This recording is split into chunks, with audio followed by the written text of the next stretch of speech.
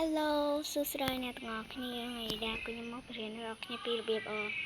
ហៅមនុស្សតាមពីនេះតែអាចឡងទៅដល់មនុស្សថាជាចំនួនទៅ10នាក់អីយ៉ាងណាគ្នាអញ្ចឹងបណ្ដាគ្នាចុចចេះវិធីសាស្ត្រនេះអ្នកគ្នាកុំភ្លេចជួយ like and subscribe ខ្ញុំម្នាក់មួយផងអ្នកគ្នាតែបើខុសឆ្គងក៏ប្រកាន់ឯងអញ្ចឹងគឺtomorrowនេះខ្ញុំទៅសាលារៀនអ្នកគ្នាឯងចូលថ្នាក់មកទៅគឺមកថ្នាក់នេះហើយវិញលឿនជាងខ្ញុំនៅថ្នាក់អញ្ចឹងសិស្សមកដល់ហើយអស់ហើយណាគ្នាអញ្ចឹងតួយើងសេរីមកអញ្ចឹងចាប់សេរីមកនៅគ្នា8ខ្ញុំមកចូលនេះអ្នកខ្ញុំមកហើយអញ្ចឹងខ្ញុំចាប់ផ្ដើមហៅមនុស្សប្រុសមួយស្រីមួយណាគ្នា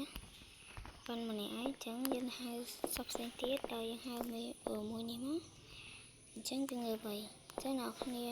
ចុចមកនេះមកត្រី3មកអ្នកគ្នាចុចពាក្យនេះណាអ្នកគ្នាហេតុទៅមកអ្នកគ្នាចុចមកអាននេះណាអ្នកគ្នាហើយអ្នកគ្នាឃើញអាកន្លែងនេះណាអ្នកគ្នាកន្លែងនេះណាអ្នកគ្នាចុចកន្លែងហ្នឹងណាពួកវាមកអស់ហើយអ្នកគ្នាប្រយ័ត្នពួកវាមកទាំងអស់តែម្ដងចា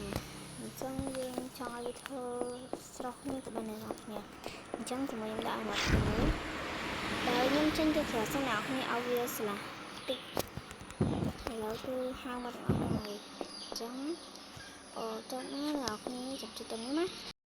បន្តមកអ្នកគ្នាហើយម្នាក់ហើយអ្នកគ្នាចុចមកកន្លែងនេះវិញតែហើយតើមកអ្នកគ្នាចង់ឲ្យគាត់ធ្វើអីគឺ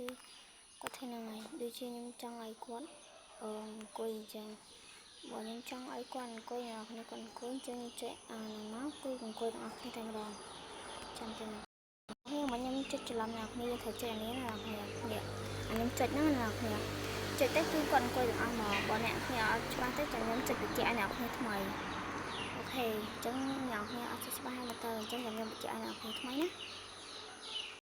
ខ្ញុំបញ្ជាក់ឲ្យអ្នកទាំងអស់គ្នាមើលសិនថ្មីដល់ខ្ញុំចុចហ្នឹងមកទៅមកចូលនេះមកអ្នកគ្នាដូចជាយើងចង់ឲ្យគាត់ធ្វើដាក់កាយវិការអញ្ចឹងអ្នកគ្នាឲ្យគាត់ឆ្លាតចង្កេះអញ្ចឹងយើងចុចមកកន្លែងនេះមកអ្នកគ្នាចុចមកគឺគាត់ឆ្លាតចង្កេះតាមយើងតែម្ដងចាគឺគាត់ឆ្លាតតាមអ្នកគ្នាប្រយ័ត្នគឺគាត់ឆ្លាតតាមហ្មងណាដល់អ្នកគ្នាបង